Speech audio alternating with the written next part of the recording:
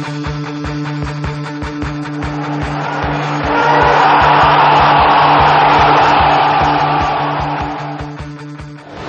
volvemos a reencontrar en este espacio que es La Señal Fútbol.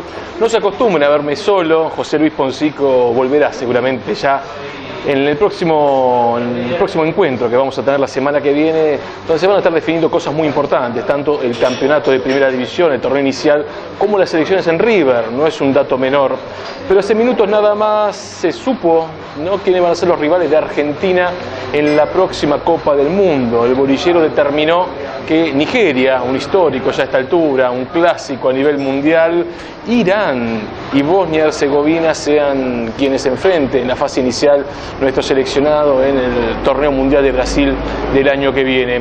Podemos dar algunas precisiones históricas de cada uno de estos seleccionados frente a la Argentina.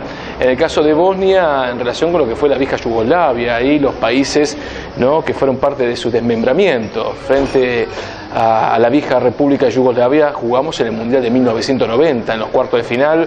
Recordemos aquel partido que finalizó 0-0 y los penales, ¿no?, con Sergio Goycochea, que casi in extremis clasificó a la selección argentina a las semifinales de aquella Copa del Mundo. También jugamos con Croacia ya en el Mundial de 1998 con Daniel Pasarela como entrenador. Ganamos 1-0, gol de Pineda, aquel lateral izquierdo que debutó en Huracán y que jugaba en Boca Juniors.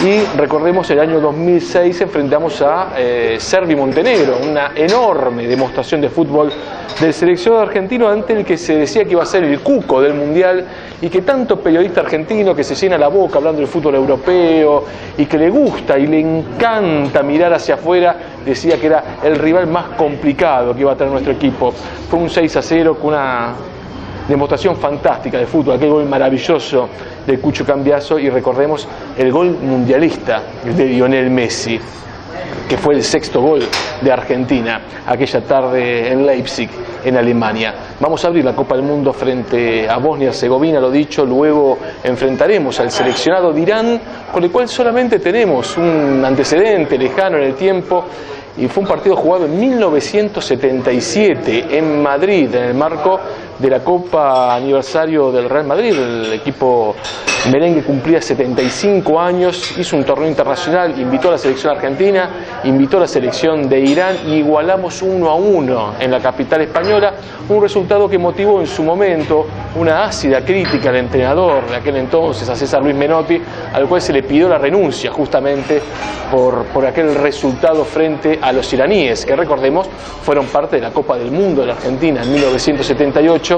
Y finalmente Nigeria, que ya a esta altura, lo dicho, ¿no?, es casi un clásico del seleccionado argentino, porque jugamos contra ellos en 1994, un partido histórico, emblemático, porque fue el último partido con la celeste y blanca de Diego Armando Maradona. Nos volvimos a encontrar en el Mundial del 2002, abriendo justamente aquella Copa del Mundo con tantos sinsabores, ganándoles 1-0 con gol de Gabriel Batistuta, y también la última Copa del Mundo, en la cual derrotamos 1-0 gol de Gabriel Heinze.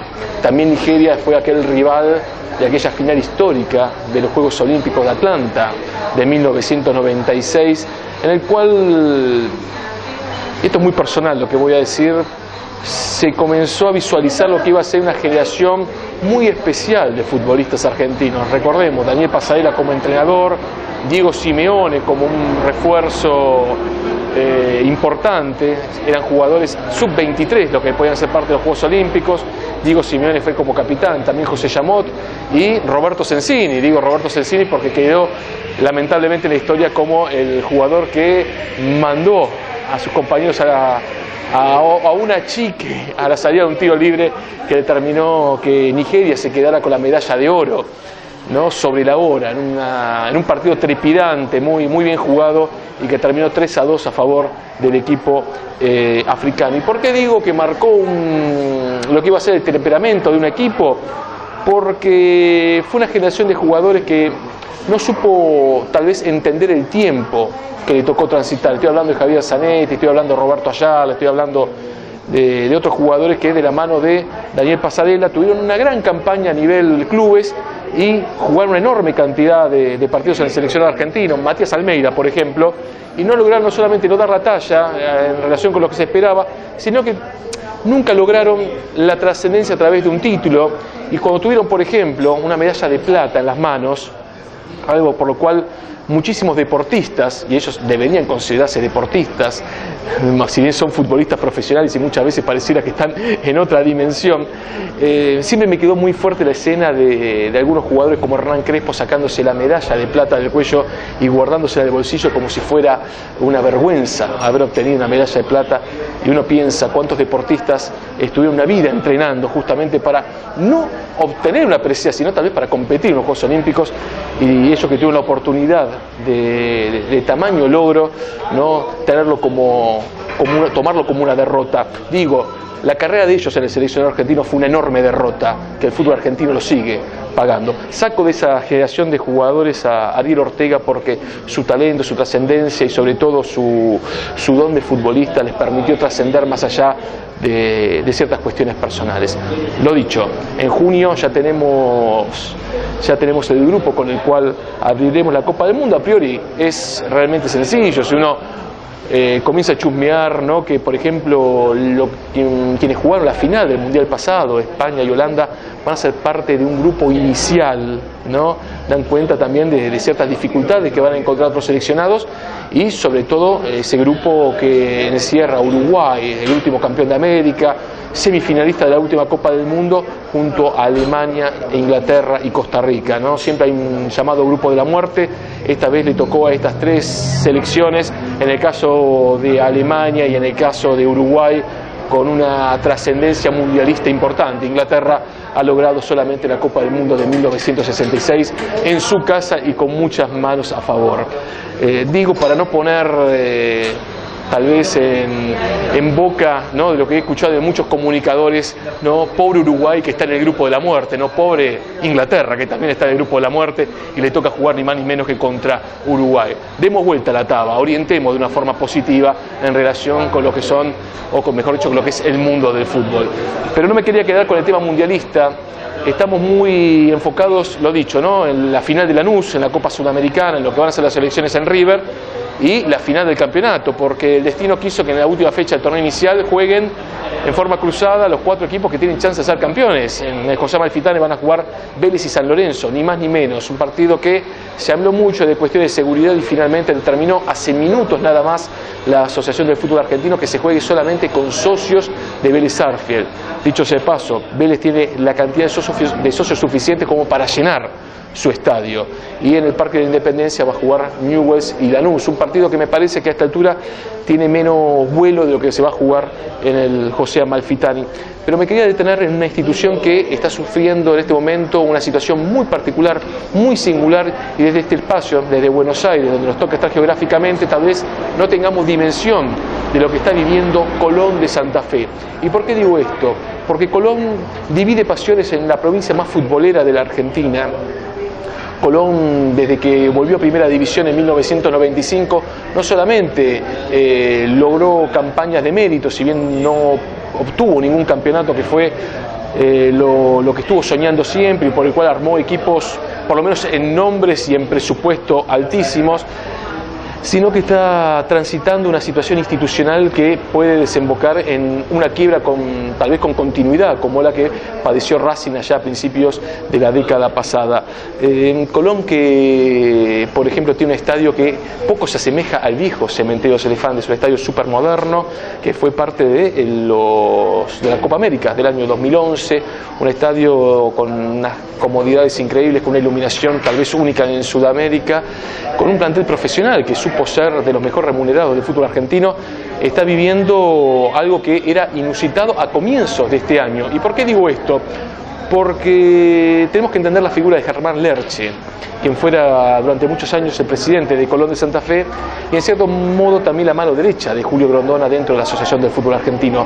Algo se quebró en la relación de ellos, Colón contrajo deudas complejas, la Asociación del Fútbol Argentino libró cheques muy importantes para que Colón pudiera solventar esa situación económica que había sido un desfasaje financiero, y lo cierto es que esos más de 600 cheques que libró la AFA no han sido cobrados, pero no han llegado tal vez al destino que meritaba que se haya librado desde la calle Viamonte.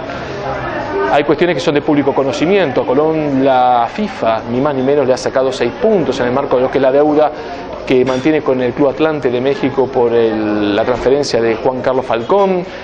Una situación que se vivió hace poco tiempo en el partido frente a Atlético Rafaela, en el cual por las deudas el plantel profesional de Colón de Santa Fe no jugó el encuentro, dando un precedente que hay que irse muchos años en el tiempo para recordar una situación similar, y lamentablemente también la encontramos en Colón de Santa Fe ya por el año 1981.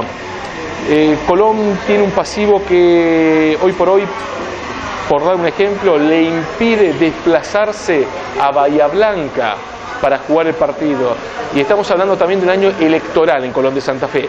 Mucho hablamos de las elecciones en River, hay elecciones en Colón de Santa Fe. Lo cierto es que no hay dinero, los jugadores pueden pedir la rescisión inmediata del contrato y la situación es desesperante. ¿Por qué?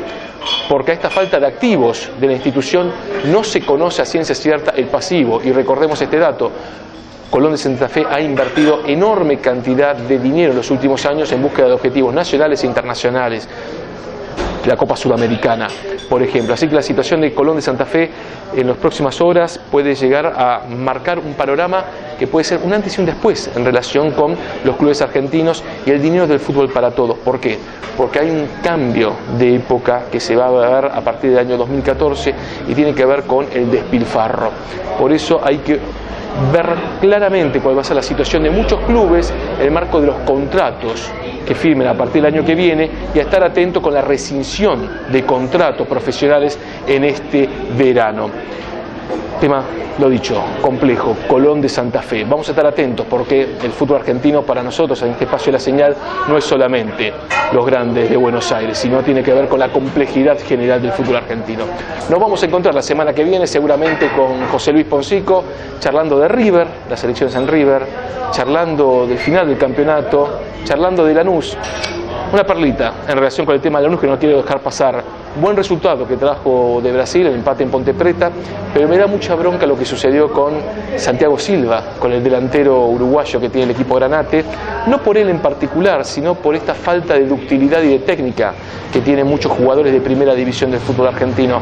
Hay una jugada emblemática del último minuto del primer tiempo, que a escaso metro y medio del arco de Hernán Silva erra un gol imposible en una final por pegarle con su pierna hábil, la derecha, cuando tan solo tocándola con la izquierda no había forma, tan solo que la elevara por encima del travesaño, que no fuera gol. Los jugadores se entrenan cada vez menos, esto es una realidad, y se le pide mucho más de lo táctico que de lo técnico, para pensarlo, ¿no? El fútbol argentino, rioplatense en general, abarcándolo al delantero Santiago Silva, siempre tuvo como una característica identificatoria la ductilidad, ¿no? Siempre hubo jugadores que tal vez no tuvieran esa ductilidad y la suplieran con otras características, pero es llamativo que ante una situación tan importante, ante la historia de Lanús, como es una final de un torneo internacional, un futbolista de jerarquía como Santiago Silva no convirtiera un gol que podría ser definitorio justamente por esta carencia técnica, que es intentar pegarle y mal con su pierna más hábil, cuando tal vez con su pierna inhábil, con la izquierda, digo inhábil, me cuesta creer que un futbolista profesional tenga una pierna inhábil, cuando golpeando el balón con la zurda seguramente estaríamos hablando de otro resultado que hubiera obtenido Lanús en Brasil. Pero para ir cerrando este encuentro en La Señal Fútbol, desde este humilde espacio queremos saludar a nuestro director, a Gabriel Fernández, que la Corameco, el marco de las radios comunitarias y mutuales de nuestro país, lo ha distinguido por su trayectoria y su compromiso periodístico, nunca mejor dicho. Gabriel, no solamente en espacio de señal, sino en su enorme trayectoria profesional, ha demostrado honestidad intelectual y compromiso. Así que nuestro más enorme y fraternal saludo a Gabriel, un verdadero maestro en este oficio que es el periodismo. Nos volvemos a encontrar la semana que viene en este espacio de La Señal Fútbol.